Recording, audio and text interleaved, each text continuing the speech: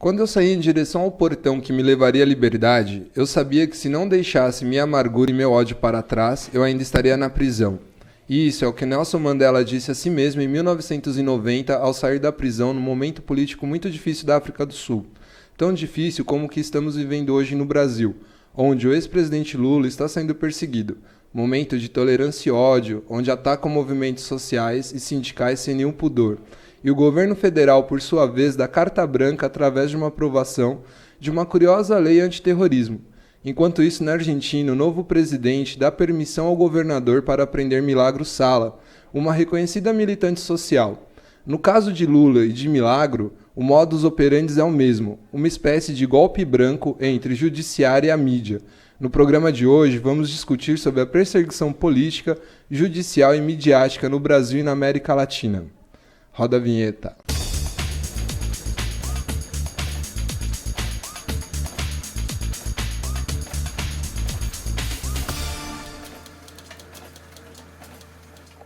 Olá, eu sou o Regis e está começando agora o primeiro programa da segunda temporada do 4V Opinião. E com a gente hoje, o Antônio representando Outras Palavras, a Patrícia representando a revista Vai da Pé e o Takahashi da TV Drone. Então, a gente vai rodar a vinheta agora e aí a gente começa o nosso debate.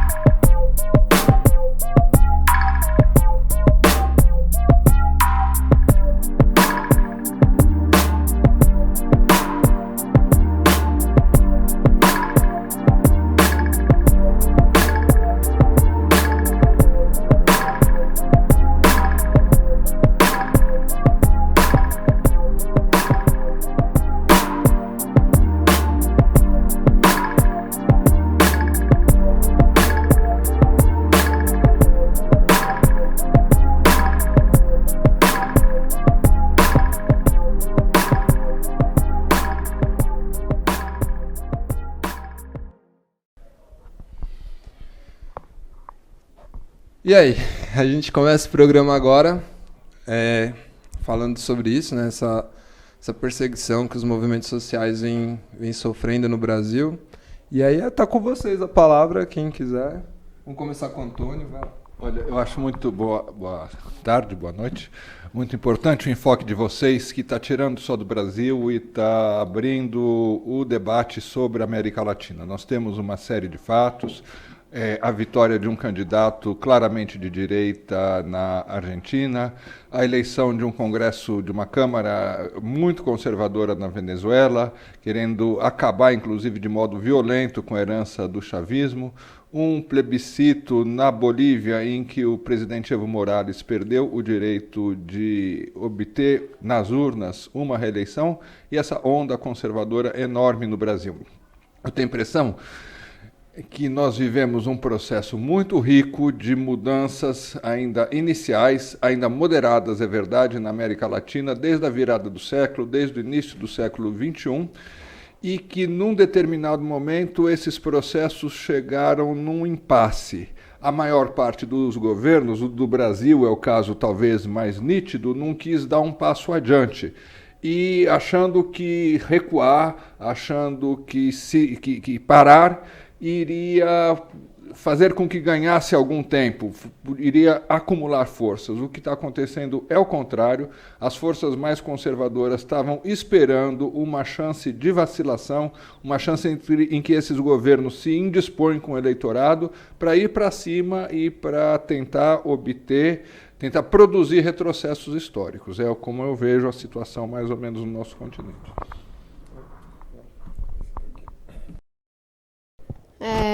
Boa noite para todo mundo. Eu também acho que é interessante puxar para esse lado, mas assim, realmente no Brasil a gente está vivendo uma situação política, na política institucional muito complicada, e da semana para cá as coisas estão muito agitadas, muito polarizadas, mas acho que é importante também a gente perceber que a mídia está trazendo muita desinformação, e não é verdade que existe só essa polarização entre o PT e os movimentos que estão aí a favor do impeachment, da prisão do ex-presidente Lula.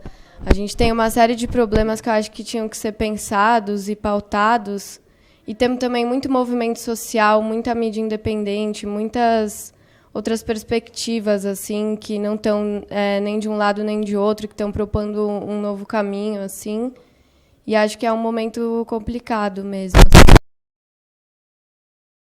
Bom, acho que a gente pode analisar também essa conjuntura atual em cima do viés econômico, né? Que estava tudo indo muito bem para os governos ditos de esquerda, enquanto as commodities estavam com valor lá em cima, e a partir do momento que elas começaram a decair, né, o valor do petróleo, o valor dos minérios e tudo, começa a vir essa brecha aí que a direita tem utilizado tão bem nos últimos meses, né, nos últimos anos.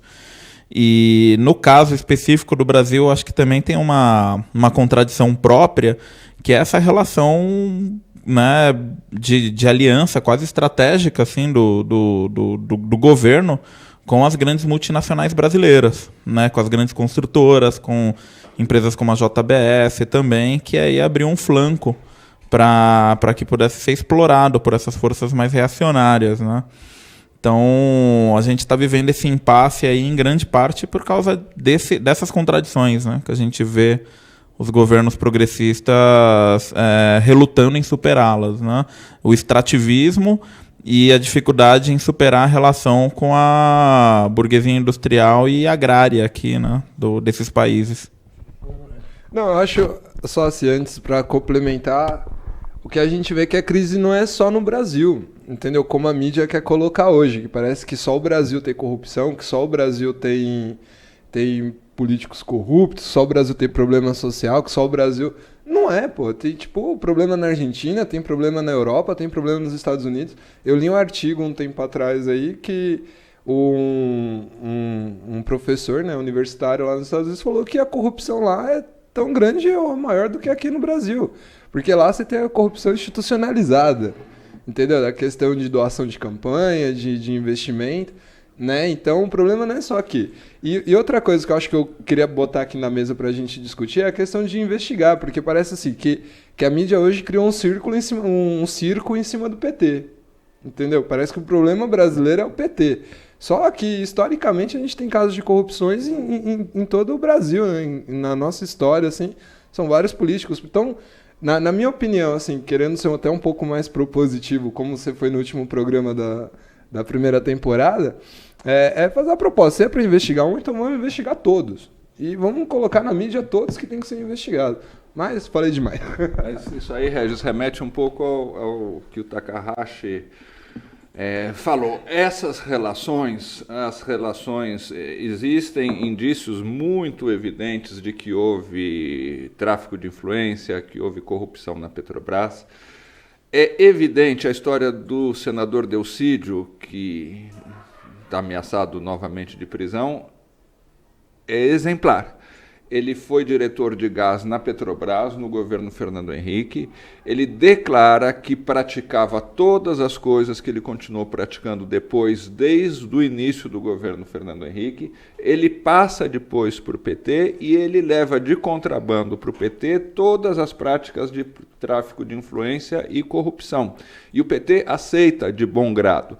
E por que não é investigado desde o início, desde o governo Fernando Henrique, é porque, embora o PT esteja no governo, o Estado brasileiro é extremamente hostil à esquerda, o Judiciário é extremamente hostil, o Congresso Nacional é majoritariamente hostil, a mídia é majoritariamente hostil. Então, eles não estão querendo acabar com a corrupção, eles estão querendo acabar com a possibilidade de que haja governos que não façam só essas reformas moderadas, que vão adiante.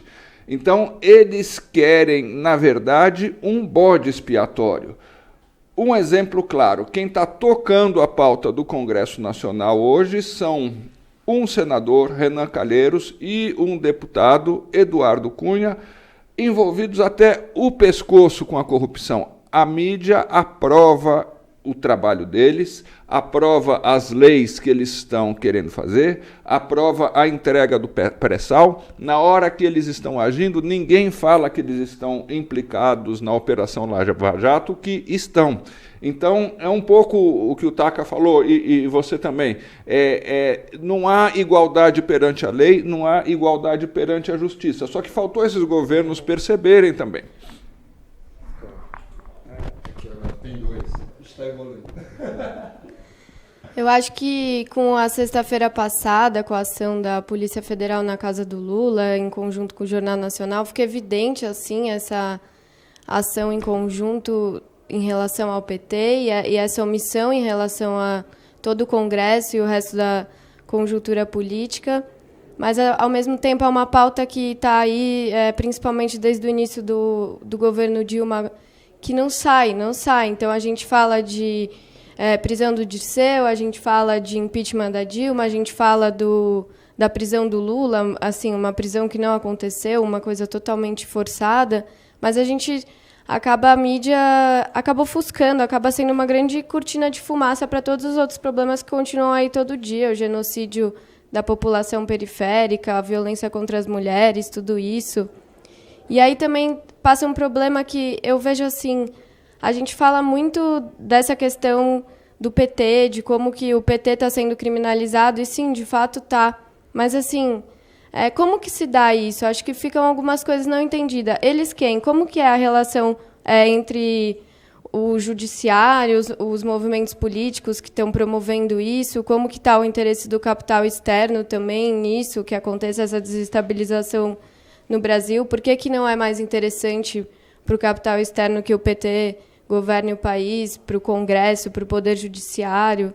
Acho que, às vezes, falta um pouco de informação nesse sentido, como que são essas relações mesmo.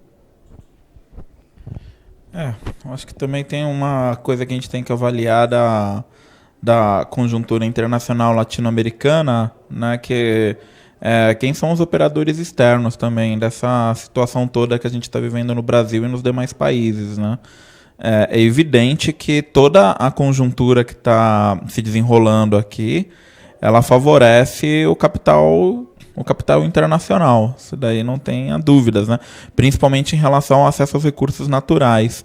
E isso ainda é muito nebuloso. Muito nebuloso. A gente não consegue ver um trabalho de jornalismo investigativo eficiente, nem na mídia independente, muito menos na mídia corporativa, mostrando isso, né? Quem são os operadores, né? Quem aqui no Brasil opera a favor desses interesses? Esse pessoal se reúne, sabe?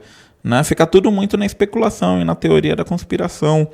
E eu acredito que um trabalho sério de jornalismo investigativo conseguiria dar algumas trilhas para a gente entender melhor a conjuntura, né? Muita coisa estranha tem ocorrido desde o início dessa história do impeachment.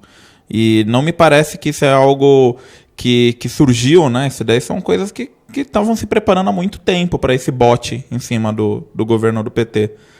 Né? Que apesar de ser um governo que favoreceu os bancos, favoreceu o latifúndio, né? As empresas de construção privada, mesmo assim é um governo que é mal visto por essas elites, né? E eles, ou seja, eles não conseguiram entrar no baile, né? Foram barrados no baile. Né? Então, como é que... quem que está operando essa orquestração? Né? Para mim, isso é muito confuso. Tem um programa dos amigos nossos na Bolívia, que se chama Ojo con los Medios, que eu acho que eles fazem um trabalho bem interessante, que eles dão um nome aos bois. Né? Não sei como é que eles conseguem fazer isso, mas eles mostram, ó, o jornalista que soltou tal denúncia fez reunião com o cônsul norte-americano no dia tal antes da denúncia. É fulano que está aqui na Bolívia fazendo um suposto trabalho humanitário, na verdade é um cara que já circulou em vários países desestabilizando o governo e treinando a população civil. Né? Então eu sinto isso, falta o nome aos bois. Né? Quem são os agentes que estão operando aqui no Brasil? Né? Porque me parece que essa movimentação, a oposição de direita brasileira não tem capacidade de fazer sozinha. Você coloca, então, como dar nome aos bois? Não, pode continuar, mas assim, aí vem uma questão na minha mente, assim, como dar nome aos bois? Entendeu? Como a gente vai fazer essa investigação? Acho que isso que é o que pega pra mim, assim, porque eu também não sei. E quem tá assistindo provavelmente também não sabe. Então, como a gente vai investigar? Acho que assim, beleza, a gente tá falando aqui, tem que dar nome aos bois, mas esse como? Como investigar isso? E quem são? E acho que a gente também não tem medo. Se eu soubesse aqui, pra mim, quem manipula muito aqui no Brasil seria o dono do Itaú, o dono do Bradesco, que nem nunca os bancos lucraram tanto na história do Brasil, cara. Entendeu? Que nem o Itaú soltou outro dia o lucro líquido dele, é mais de R$1 bilhão. A Unilever, o ano passado, lá mostrou, lucrou só aqui no Brasil 17 bilhões. Porra, é dinheiro pra caramba, velho. Entendeu?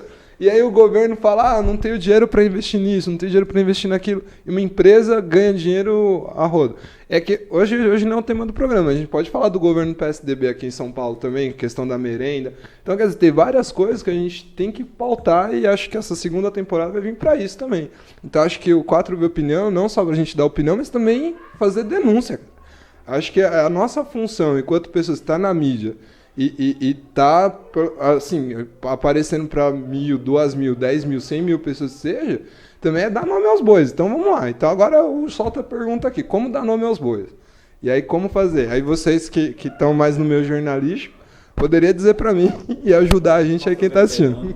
Nosso veterano Antônio Martins pode nos dar uma aula de jornalismo investigativo, como conseguir fontes. Eu acho que Regis,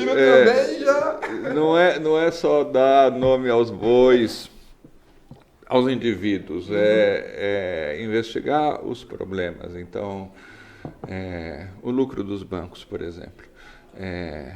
Se fala que o Brasil aumentou muito o gasto social, voz corrente, mesmo muitas pessoas que estão assistindo o programa talvez acreditem nisso. O discurso sobre, a narrativa sobre o que ocorreu no Brasil em termos econômicos nos últimos 3 anos é mais ou menos assim. O governo Lula e depois o governo Dilma gastaram tudo o que tinham e o que não tinham nos programas sociais. Quebraram o país sem dizer para a população: agora nós seremos obrigados a muitos sacrifícios. Muita gente, inclusive da esquerda, e muito provavelmente a presidente da República acha isso. Porém, se a gente for ver o gasto social nesse período todo, ele é muito menor do que o pagamento de juros para os bancos. Então, isso é preciso mostrar para a sociedade brasileira. Acho que dar nome aos bois não é simplesmente pessoas, é contar os processos, desfazer a narrativa convencional. Então, essa história do ajuste fiscal, por exemplo, a meu ver, é muito mais, não é um problema técnico, é uma tentativa que a Dilma faz, depois de apanhar muito no primeiro mandato do setor financeiro, ela quer apaziguar com esse setor financeiro. E é o grande erro que ela comete, porque esse setor ganha cada vez mais e não apoia, e acaba apoiando os setores mais reacionários. Então, eu acho que são histórias como essas que a gente tem que entender quando a gente fala em dar nome aos bois. Né? Sim. Quer falar do nosso jornalista? Eu acho que, assim, uma coisa que eu vejo pouco na mídia e que, como jornalistas independentes, a gente tem que começar a buscar entender é a questão do poder judiciário. Porque o poder judiciário acaba ficando como se tivesse a parte disso tudo. Então, a gente vê na mídia independente denúncias sobre a relação promíscua dos partidos no Congresso com grandes empresas, com empreiteiras, a gente vê todo esse movimento. Mas a gente não vê o Poder Judiciário. Como é que o Poder Judiciário está articulado politicamente com os interesses das forças reacionárias? Quem são as figuras dentro do Poder Judiciário? Acho que falta um pouco dessa informação, assim. E aí, você tocou nesse assunto, acho que a gente também poderia falar um pouco mais da lei de terrorismo, que tá em pauta, né, hoje, que, ao meu ver, assim, até como pouco que eu estudei, é uma lei que vai realmente perseguir os movimentos, né, os movimentos sociais, as pessoas que lutam, tal, as pessoas mais progressistas. E aí a gente pode começar a comentar agora que o nosso tempo está... Ela se encaixa muito no processo de judicialização política, né, que a gente está vivendo cada vez mais, assim, com um esforço midiático intenso em desacreditar todas as iniciativas políticas, né, sempre explorando a corrupção que está endêmica aí nesse meio, e o Judiciário, a Polícia Federal e o Ministério Público como grandes redentores e defensores aí da moral e dos bons costumes e da lei, né? E a lei antiterrorismo, para mim, é um passo a mais, assim, na questão da judicialização. Sobre a conjuntura que ela se enquadra, todos os países da América Latina estão aprovando leis, assim, né? Nesse sentido. Inclusive países de esquerda, assim, tem suas legislações. Então a gente tem que dar uma analisada assim também o que eles esperam aprovando.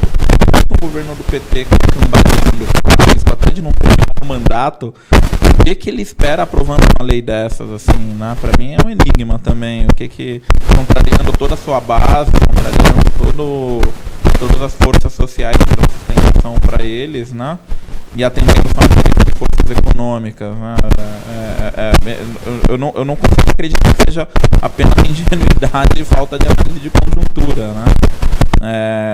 Qual que é a pressão que está sendo exercida, né? Acho que isso daí entra de novo na questão do nome aos bois. Eu não consigo entender direito assim, algumas atitudes que esse governo tem, né, para, por exemplo, aprovar uma lei dessas, contrariando a tudo e todos que historicamente os apoiaram, né, e praticamente deixando um instrumento de repressão, né, de última geração da lei antiterrorista para o sucessor dela, né, porque muito provavelmente, a não ser que ocorra uma reviravolta cinematográfica, o PT não vai virar esse jogo.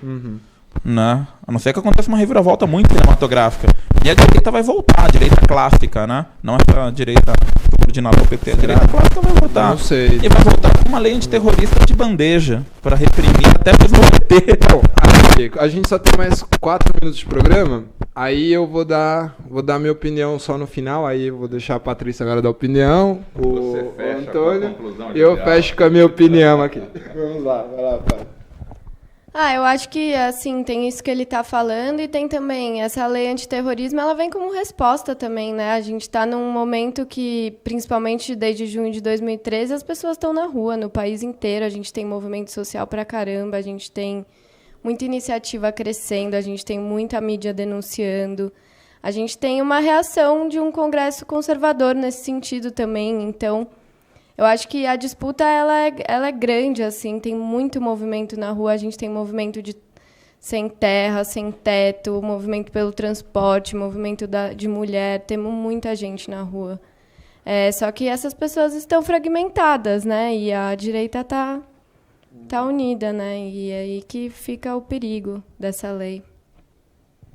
Acho que o que você falou, Regis, pode ajudar a entender muito bem essa interrupção e essa ameaça de retrocesso. Vamos rememorar um pouquinho. Você estava falando, Patrícia, de 2013. 2013, a Dilma tem, num primeiro momento, uma reação muito positiva. Ela elogia as ruas, ela defende uma Assembleia Constituinte para reformar o sistema político e um plebiscito, também para o povo opinar a respeito. Ela é trucidada em alguns dias pela mídia e pelo Congresso Nacional. Só que, em vez de ela comprar a briga, ela recua. E no final do ano, ela já está autorizando o Zé Eduardo Cardoso, o ministro da Justiça, a dar declarações de aval às polícias militares que reprimem os manifestantes. No ano seguinte tem a repressão generalizada às manifestações contra a Copa e nós vamos acabar caindo na lei antiterrorista. Então, é um governo que começa há pouco tempo, 2013, não são 3 anos ainda, saudando o movimento popular. Ao encontrar uma barreira, ele não aceita enfrentar as elites. Parece que a corda dele é fraca, ele recua. E, ao recuar, ele começa a se igualar cada vez mais com os seus adversários. Né? A reforma política é a mesma coisa. O discurso da Dilma, quando é reeleita, frisa a reforma política. Quanto poderia ser feito em relação a isso? O Congresso Nacional é arqui-reacionário, mas se poderia, por exemplo, convocar uma conferência nacional sobre reforma política, sair debatendo isso com a população, sugerir aos movimentos sociais que participassem disso. O governo não tem uma única iniciativa e agora sofre as consequências da revanche cruel das elites. As elites não contemporizam. Quando elas sentem fraqueza por parte de um governo de esquerda, que hoje é moderado, mas no fundo, no futuro poderia não ser, elas querem destroçar. Bom, eu vou... No último comentário? Sei. Posso fazer? Não, sim. Quanto tempo? Tá. Então, eu acho que a gente tem uma questão que agora, a partir de agora, a gente vai viver essa falsa polarização aí cada vez mais intensa. Todos os movimentos significativos sociais que forem ocupar as ruas vão sofrer assédio e tentativa de sequestro das suas pautas para um dos lados, né? E eu acho que vale ressaltar também que isso daí é uma consequência inesperada do esgotamento do ciclo petista, né? E quando eu falo esgotamento do ciclo petista, não estou dizendo que esgotamento só dele como alternativa de gestão do capitalismo brasileiro no poder federal. Eu digo esgotamento do ciclo petista como uma visão de futuro de um país melhor mesmo, né? De uma mudança radical. Isso daí o PT não consegue mais oferecer para a população uma perspectiva de mudança radical. Então a gente tem esse vácuo na esquerda, não só na esquerda, na sociedade inteira, né? Qual que é a proposta de mudança radical? Qual que é a proposta de superar esse mal-estar aí da democracia brasileira, né? Das mesmas classes das mesmas famílias estarem mandando no país há tanto tempo. Então, o grande desafio vai ser esse, né? Como a gente criar um novo horizonte político de mudanças radicais, de mudanças de base, né, sem ser sequestrado por esses polos que, na verdade, estão disputando a gestão do mesmo projeto. A única coisa que eles estão disputando é quem ocupa o cargo e não o projeto em si, né? Então, fica mais essa pergunta problematizadora aí. Não, bom, só para fechar o programa, né, e encerrar, eu concordo com tudo que vocês falaram aqui, a questão da lei antiterrorismo, e eu vou além, eu concordo muito com a Patrícia falou. Eu acho que a elite tá com medo, velho. Eles estão com medo dessa nova juventude, dessas novas pessoas que estão surgindo e estão querendo lutar pelo que é seu. Eu falo isso só uma historinha. Tem as meninas lá na escola que não receberam o dinheiro, elas vão fazer greve. As meninas da limpeza, elas não receberam o pagamento e vão parar. E eu vou ajudar elas, hoje eu orientei, vamos parar mesmo. Então as pessoas estão querendo lutar pelos seus direitos. E o governo, essas elites que estão aí no controle, eles estão com medo. Então eles criam lei dessas para tentar parar as pessoas. Só que eu acho que tem uma coisa assim, falar no programa, os caras vão cagar no pau. Por quê? Porque as pessoas não têm mais medo dessas elites, velho. As pessoas estão querendo lutar, elas estão querendo sair às ruas. Só ver os meninos aqui que ocuparam as escolas em São Paulo, ano passado. Entendeu? E eu tô apoiando e vamos lá, vamos mudar esse futuro, mudar esse país, mudar esse Brasil, o mundo e tudo. O problema só é ter essa vontade toda de ir pra luta sem ter um projeto político Sim, maior. Aí a gente pode começar sem ter uma visão aonde eu quero chegar, eu quero lutar, entendeu? Vai lutando então, e aí foi o que a Patrícia falou, mas acho que o tempo esgotou, a produção esgotou. Então vamos lá, quem gostou dá um like, assista o próximo programa que esse assunto ficou inacabado, né? E compartilha com seus amigos, inimigos, compartilha com todo mundo. Abraços, até a semana que vem.